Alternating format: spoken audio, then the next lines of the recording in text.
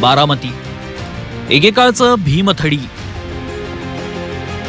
कऱ्हा नदीच्या काठी वसलेला ऐतिहासिक महत्त्व असलेला तालुका. कधी काळी बारामतीवर देवगिरीचे यादव राज्य करत होते. आता बारामती ओळखली जाते ती शरद पवारांची कर्मभूमी म्हणून. काटेगाव हे पवारांचं जन्मगाव. गेल्या 6 दशकांपासून बारामती म्हणजे शरद पवार असं राजकीय समीकरणच बनलंय. देशाच्याच नव्हे तर जगाच्या नकाशावर बारामती फेमस झाली ती पवारांनी घडवून आणलेल्या सर्वांगीण विकासामुळे. मात्र ही प्रगती टिकवण्याचं आव्हान आता उभं राहिलंय. बारामतीमधील 42 गावं अजूनही पाण्यासाठी तहानलेली आहेत. हे सांगितलं तर तुम्हाला आश्चर्याचा धक्का बसेल. इंदापूरमधल्या 22 गावांमध्येही पिण्याच्या पाण्याचा प्रश्न सुटलेला नाही. नीरा आणि भीमा नदीमध्ये कारखान्यांमधलं दूषित पाणी सोडलं जात असल्यानं प्रदूषण मोठी समस्या बनतीये. पुरंदरमध्ये आंतरराष्ट्रीय विमानतळाची घोषणा झाली, मात्र विमानतळ कागदावरच राहिला. इंदापुरात पंचतारांकित औद्योगिक वसाहत उभी राहिली, मात्र नामांकित कारखाने नसल्यानं फारच कमी रोजगार निर्मिती झाली. लाकडी लिंबोळी उपसा प्रकल्प अजून पूर्ण झालेला नाही. भोर तालुक्यातील आदिवासी समाज दैनंदिन सुविधांपासून वंचित आहे. पुण्यालगतच्या खडकवासला भागात ट्रॅफिक जॅम आणि प्रदूषणाचा प्रश्न गंभीर बनलाय. पवारांचं होम ग्राउंड असलेलं बारामती 1996 पासून लागोपाठ 4 टर्म शरद पवार तर 2009 पासून लागोपाठ 3 टर्म सुप्रिया सुळे बारामतीच्या खासदार आहेत.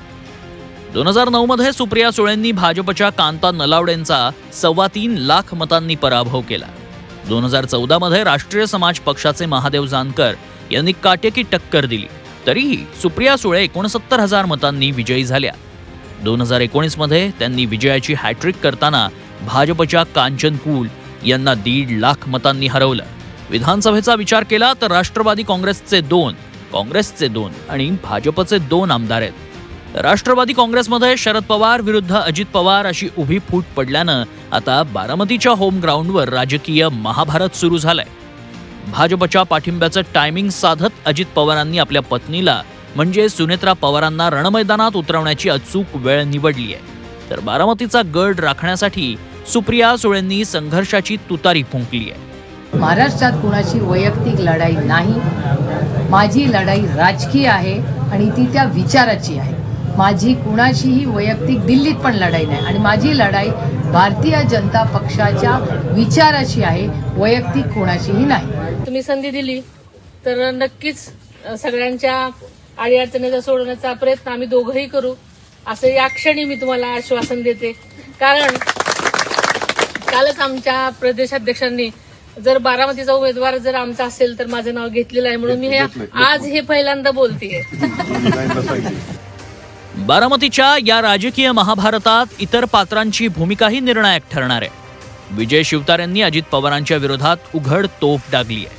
हर्षवर्धन पाटील, राहुल कुल हे भाजप नेते महायुतीत असले तरी अजित पवारांमुळे दुखावले गेलेत. भोरच्या अनंतराव आणि संग्रामसिंह थोपटेंचं तर पवारांशी हाड वैर आहे. ऐन लढाईच्या वेळी हे सगळे काय भूमिका घेतात यावरच बारामतीचं जय पराजयाचं गणित अवलंबून असेल.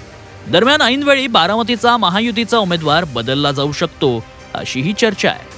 जे विद्यमान आमदार आहेत ते विद्यमान आमदार प्रत्येक विधानसभा मतदारसंघाचे बारामती लोकसभा मतदारसंघातील जो प्रत्येक विधानसभा मतदारसंघ आहे ते कोणाच्या बाजूने काम करणार यावरती या निवडणुकीवरती सर्व यश अवलंबून आहे. बारामतीमध्ये सुप्रिया सुळे विरुद्ध सुनेत्रा, अजित पवार अशी नणंद विरुद्ध भावजय घनघोर लढाई होईल असंच सध्याचं चित्र आहे. या निमित्तानं पवार कुटुंबातही अशी राजकीय फूट पडल्याचं चित्र दिसतंय. खुद्द अजित पवारांचे भाऊ श्रीनिवास पवार आणि त्यांच्या कुटुंबानं शरद पवार सुप्रिया सुळेंच्या पाठीशी उभं राहण्याची भूमिका घेतली आहे. सुप्रिया सुळे आणि सुनेत्रा पवार या दोघी उमेदवार असल्या तरी खरी लढाई शरद पवार विरुद्ध अजित पवार अशीच आहे. आणि या लढाईत यंदा बारामतीकर मतदार पुरता धर्मसंकटात सापडला आहे. काका की पुतण्या यापैकी एकाची निवड करताना बारामतीकरांचा चांगलाच कस लागणार आहे. जावेद मुलानी, G24 तास, बारामती.